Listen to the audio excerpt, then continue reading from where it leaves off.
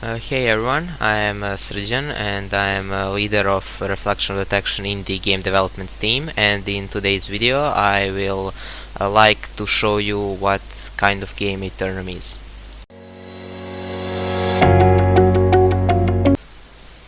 It is placed in a huge world called Casus with both single player and multiplayer mode. But instead of just talking about it, in this video I will try to show you some short gameplay. Now I imagine this as some sort of a devlog where I will record a new video every 2 weeks or every month. I'm not really sure about time period, and in that video I will show the progress that Aeternum made until last video, and in this video, as I said, I will explain everything that we had so far, and I won't show you in gameplay everything that we had so far, but I will show you a really good piece of it, so you will know exactly what we are making and where we are shooting, or what we are shooting at. Okay, now before I play you some short piece of the gameplay, I want to have a few introductory words, and that are that we all at Reflection Detection have been creating this game for a while now, for I don't know, 3 months, maybe 2 months, I don't know, something like that, and as I said, it have both single player and multiplayer mode, but we made only a single player. We was creating only single player mode for now, and when we are done with creating single player in full, I will publish a beta probably, or alpha or something like that, and then when we made the multiplayer there will be 1.0 version of the game. And also all of the art that you will see, in this video are, how I'm going to say, we have all been focusing more on mechanics than on the art. So some arts will look better in the 1.0 version than they look now, but generally the art style will be something similar to this that you will see now, and the game will look very, very similar to this version that you will see now.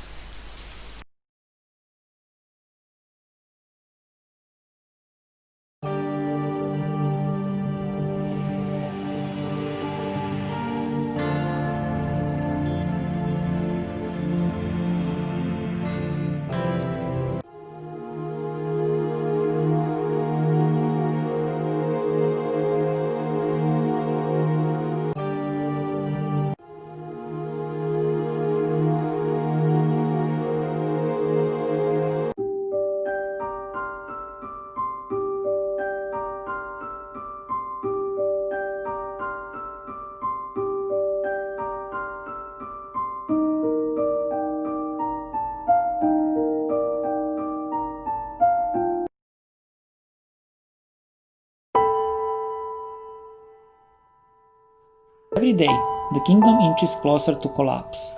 In the western reaches of Casus, an unholy famine led to the collapsed states, some ages past.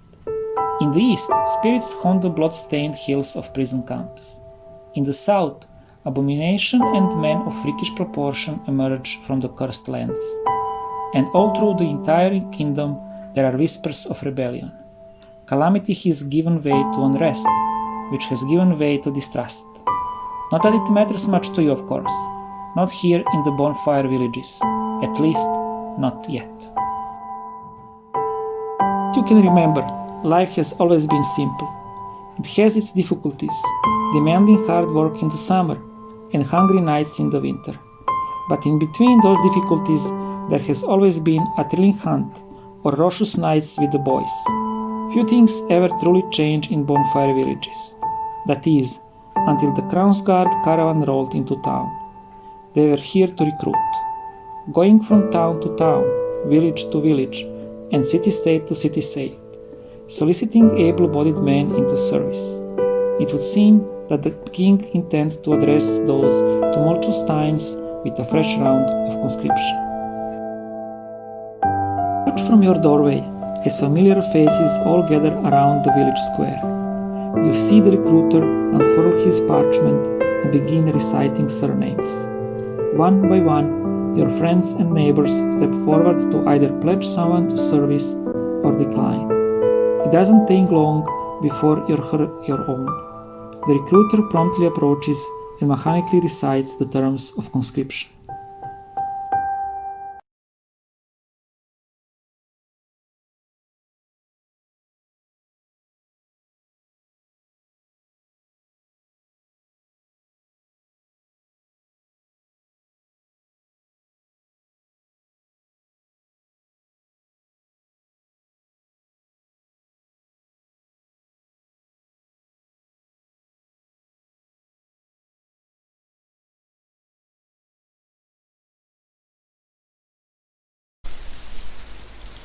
Okay, what you just saw now was the very beginning of the game, and so you saw three menus and the beginning of the story. So that was the very I don't know, early beginning of the story of the break the cycle mode. Now that's what I want to talk about. Now in the Aeternum, in the single player, you will have two modes. One is Age of Unrest and the other is break the cycle. If you are more adventurous survivalist guy that is more based on combat and adventure and action in games, then Age of Unrest mode is for you. Basically in the Age of Unrest mode, your choices that you made will affect the personality of your character, and you won't have some big quests that will tell you some big story. It's all based on survivaling and on adventure, exploring, and RPG style. And in the break the cycle mode, you will have a good explained story of the Casus and the generally whole world and the whole game. It's more of a storytelling mode, but you also have a lot of adventure and a lot of combat there as well. So if you are more adventurous action guy, then you should play Age of Unrest. And if you want to learn about story and effect on the development of the story in the Casus, then play Break the Cycle mode. Now, as I said, in the Aeternum, everything is based on choices. So the only difference is in different modes, choices affect different stuff. As you can see on the video that just have been played, when the player decided to go to go to serve the king and to become another Crown's Guard knight, there is another cutscene that I'm not going to play because I don't want to spoil anything. But after that cutscene, player have an option to play or don't play a tutorial, and this is what will happen if he press to play the tutorial.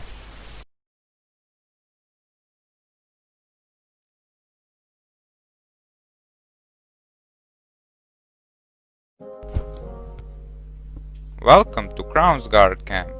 Your training begins now. Move your ass.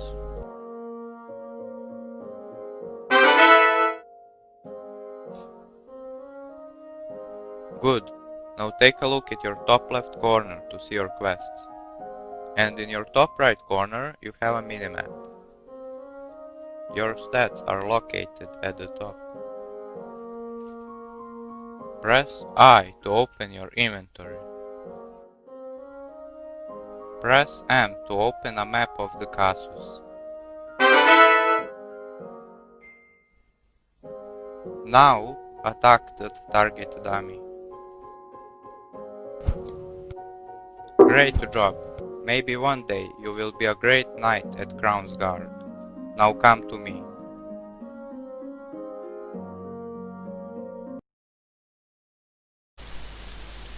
So that's the tutorial, and that's basically how the game is going to look. Of course, there was some small bugs and errors, but generally that's the kind of way that the game will look, and that's kind of the game that player will play. I mean, that's Aeternum. You just saw inventory that I will explain later on how it will work, and you just saw the map of the castles that will probably change, and this is not the final map, definitely.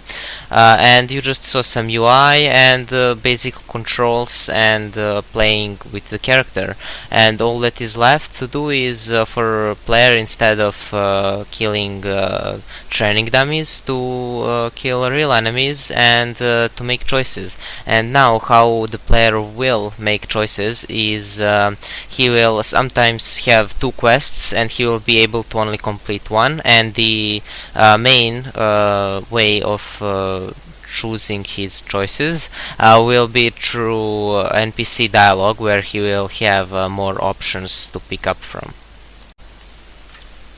So again, here you have another short video of assets that we are using in our game, and that assets are actually one of the rare assets that are from Unity Asset Store.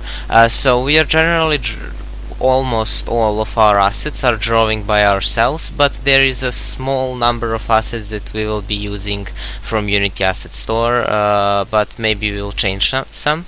But anyway, what I was going to say is now you can see another short video of how our game will look. I mean, this video is not in our game, but this gameplay that you are now watching is one other way how the Aeternum will look.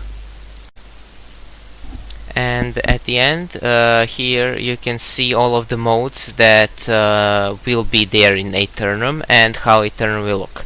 So you will have a survival and the story mode in single player. Survival is that age of unrest, and story is that break the cycle mode that you had chance to see. You will have this short intro that will be just some introduction to Aeternum, like what it is as a game. Also, there will be a phone version, but that will be created. That will be the last thing that will be created. First, we'll create a Windows version, and later on other PC OS versions like Mac and Linux, and then we are going to move to the phone. Let's first create for the Windows. Also, as you can see, there will be a multiplayer mode which will contain both PvP and PvE servers. Now, multiplayer mode is actually really big, so as I said, our plan is to make first single player, and after single player to launch a beta, and then to start making and to make a multiplayer mode. And now the only thing that left to discuss is when we start creating this game, I was pretty enthusiastic, and I said that we will be able to finish it in a few months. I don't know, I said maybe 4 or 5 months, but that was very unrealistic for me. And to be honest, now when I saw how things are moving really slowly, yeah, I mean, it's true that we are getting new developers almost every month, a few new developers that are joining to make this game. That's true, but still we are far away from a finish line. And to be honest, I know this is some news that I was planning to finish it in a few months, but I'm more thinking that we will need more time for it, and I'm not really sure how much. But as I said, I had a plan that beta should be out on 25th of December, but I will see will we finish until then. And as like we are still somewhere at the beginning of creation of Aeternum, but I mean, we do have a lot of mechanics. Art is a little behind, and generally I will keep you posted every 2 weeks what is going on, and every 2 weeks you will get a new video with a new content, so that I don't want to show you all of the content that there is. So every 2 weeks you will see our progress, and of course when I knew exactly the date when we will publish beta, I will let you know. But from now point on, it's more like somewhere in the, I don't know, somewhere in 2021 probably will be beta and will be 1.0 version definitely. So I'm thinking somewhere at the beginning of 2021 will be beta, and somewhere at late 2021 will be the 1.0 version of the game. And at last, I know that everybody hoped that this video won't be in this format where I'm just showing a little small pieces of gameplay with some explanation, and I know that everybody hoped that I will make a video where I will literally just play the game and explain it while playing it and have like content of pure playing it. But the true reason why I didn't do it is because in last few weeks I was just writing code. Basically I didn't do any level design or any art, and I do have everything in made up in code, but I just need level design and art to connect it with it, and then in next week or two I will have more content. I just need some more art to be able to connect it with the code, and then to show you a lot more of the gameplay. And I hope that will be soon, as I said. Also I will send all of the Reflection Detection members all of the code and art and design that we have so far on their mails or on their Slack, so that there is where you can see everything that we have. But as I said, I need more level design and more art to connect it with the code, and then I will have the pure gameplay, because for now I have only stuff that are doing in mechanics. So that's the reason why actually Reflection Detection still need more level designers and artists. And with that said, I know that this video is already really long, and I hope that it helped some of you out to understand what Aeternum is, and if not, I'm sorry, and I really hope that in next few weeks I will record the video where I'm only playing the Aeternum without this a little play and then play, explain, and so on, where I will just play it and that will be it. I really hope that that will happen soon. I mean, that will happen as soon as I get some level design and some art, and I hope that that will be soon, like in a week or two or something like that. But for now on, this is it for this first video. You can expect next one in 2 weeks, somewhere in next 2 weeks.